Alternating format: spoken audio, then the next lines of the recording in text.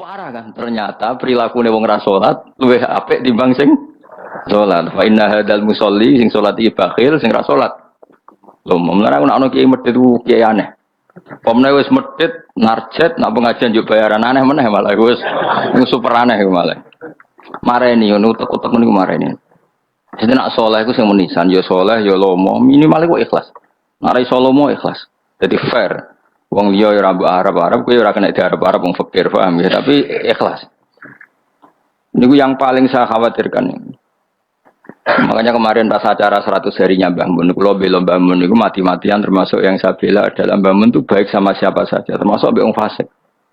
Karena tadi kalau orang fasik itu utang jasa mbek wong soleh, setidaknya kepengen niru wong soleh. Tapi nak wong fasik hanya punya utang jasa mbek wong fasik, dia akan selalu terikat sama orang fasik. Misalnya ketemu koncone fasik disangoni, ketemu koncone fasik ditraktir, pas ketemu wong soleh disinisi, akhirnya mbek wong soleh dendam, sampai wong fasik tertarik kan. Makanya saya punya hadis untuk makalah itu.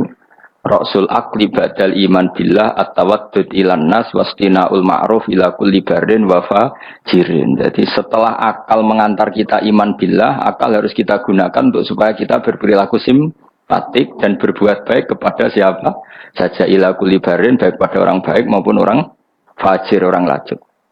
Logikanya tadi, misalnya Zaid itu fajir, ketemu tambahannya fajir ditraktir, dikeimangan, ketemu soleh di sini sih. Dia nggak mungkin tertanam simpatik sama orang soleh karena kenangannya buruk. Sementara sama orang fasik dia tertarik karena kenangannya baik. Kayak apa buruknya kita kalau ngandap iso? Nggak ada seorang wong soleh itu ya apian kabeh. Bapak mbek sapa ya apik. Mbah Mun ya apik. Kita tahu dulu Gus Dur mbek sapa ya sawante ya. Karena tadi ada filosofinya seperti itu ada ilmunya.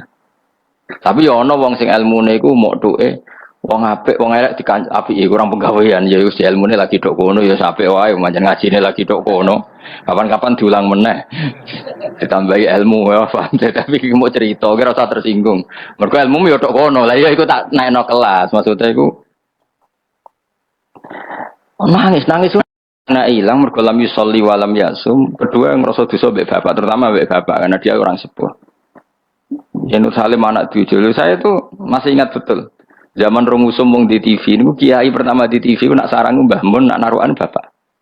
Mbah Mun nak TV yo ora isen, kadang lawangnya dibuka. Kamu yo ora nak Mbah Mun delok ningali TV. Pas iku kiai delok TV ku JF. Mbah Mun santai. Lawangnya dibuka delok TV. Dulu ya kiai do iskal cuma wong alim biasa lah dorawani kan biasa kan sing melanggar wong alim kan dorawani. Ya gremeng ya akhirnya dadine gremeng. Biasa wong soleh kan tukang gremeng biasa. Tapi orang itu akhirnya sadar karena tadi dia gak diperhitungkan. Ini bocah itu ya selawase bocah. Ketika dikekang delok TV ini wong tua ini malah delok ning tonggo. Yang parah adalah dia merasa utang jasa ya mbek tonggo. Pertama numpak sepeda motor ya disilai temannya. Akhirnya koncone iku wayahe umur kerja katut. Karena di rumahnya dia koyo neraka, ora tau dikek dhuwit sebelah ikon ngaji.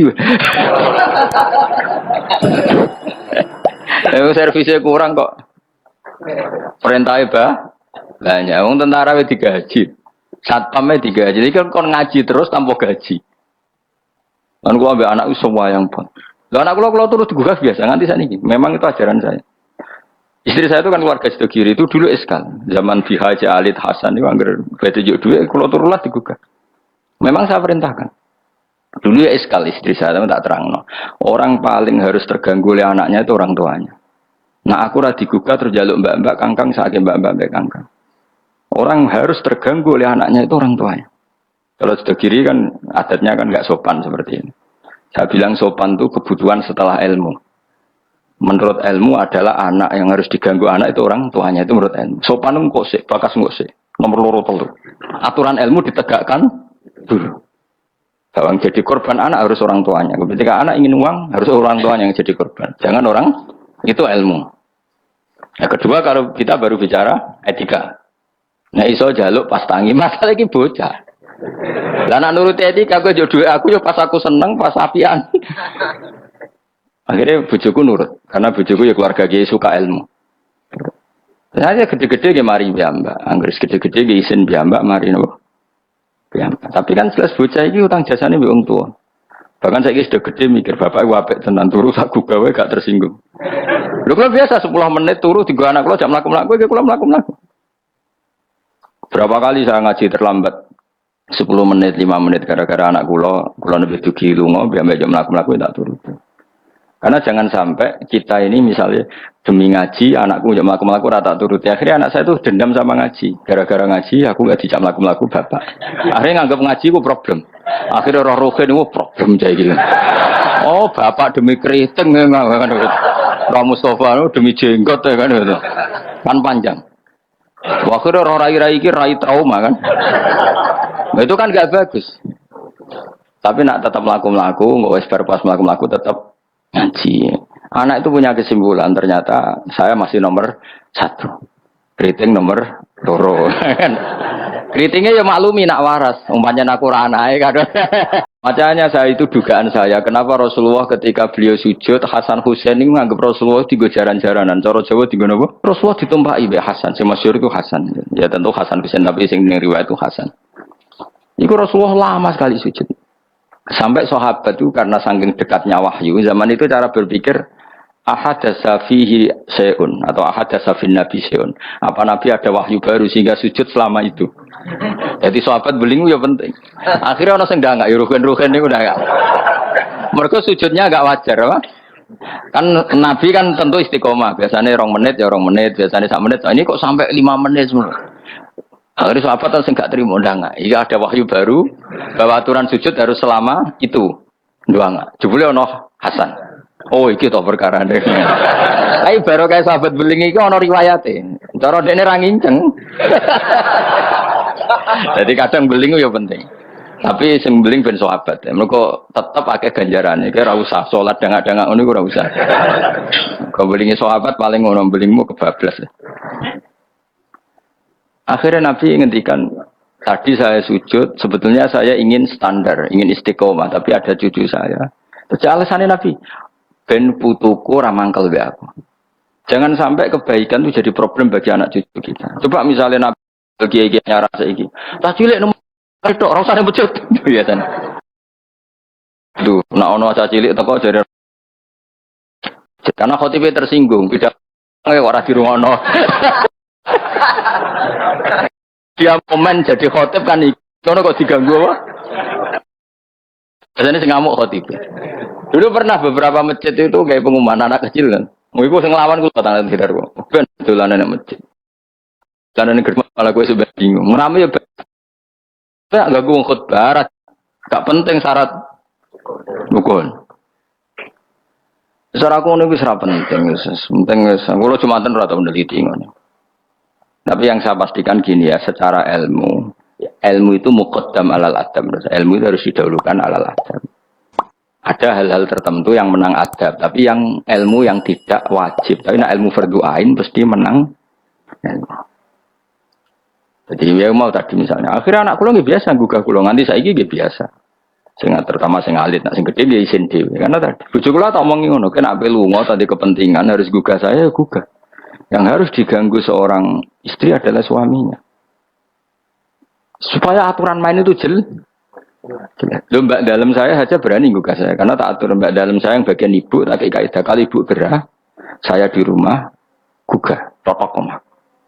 Jika supir kula ya wani. Karena itu kaidah. Jangan sampai misalnya ibu gerah jam 1:30 karena etika. Nunggu kesebak ungu misalnya. Itu kan parah. Terus akhirnya sampai subuh. Jadi ilmu itu harus muqaddam. Apa? Bahwa ibu itu segala-galanya. Sampai sekarang, saya beberapa kali 1:30 ditotok mbak dalam atau kang dalam ke sibuk gerak ini. Saya bangun langsung bawa ke rumah sakit atau gimana. Etika itu badal ilm. Jadi ketentuan ilmu itu nomor 1. Iya, gue cukup mana iki kok delok TV itu rasa etika sebenarnya. Tapi mesti mbok pikir gak delok ning omah tapi delok ning tong. Apik diganggu wong tuane mek ganggu tanggane. Lho ganggu tonggo misalnya, tapi tanggane seneng. Misalnya wong ibu-ibu kepen ndelok Angling Darmo, anak ndelok Teletubbies, ya kan ora sambung. Tetep ganggu. Ibu-ibu di selera enggak misalnya. Misalnya kepen ndelok sinetron, anak ndelok Teletubbies misalnya. Ayo, Mustafa ndelok film ISIS. Ya kan jenenge wong kan selerane beda-beda. Naruh kan ndelok bolot misalnya kan. Wong aku es kiai, celok wong alim. Seneng aku delok TV nganti saiki ya mak lampir. Mergo ora mikir, aku pokoke seneng delok TV ora mikir. Bojoku ya eskal. Nah, cawe itu kan seneng delok film wong ayu-ayu, mergo delok penampilane. Aku seneng delok mak lampir, Angling Darmo sing lucu-lucu, sing mokal dadi karwan ra tak pikir ngono. Mergo aku tahu dikelui kiai delok sinetron, ana pemeran sebagai ustad. Terus ustad iku fatwa ning TV dipikir gak tenan fatwa iku. Lha sinetron kok mbok pikir. Kita sing merano ustad iku. Ya sing merano ustad kan kadang fatwa gitu. Lah kiai iki delok tersiksa sampai fatwa ustad iki. Tadi kan ulun tersiksa Gus mbek fatwa ustad ning TV. Ustad sapa?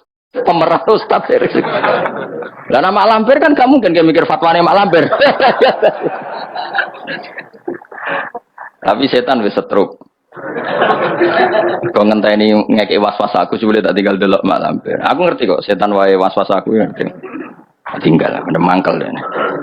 Pemene setan ning gambar iku luwih ngeri.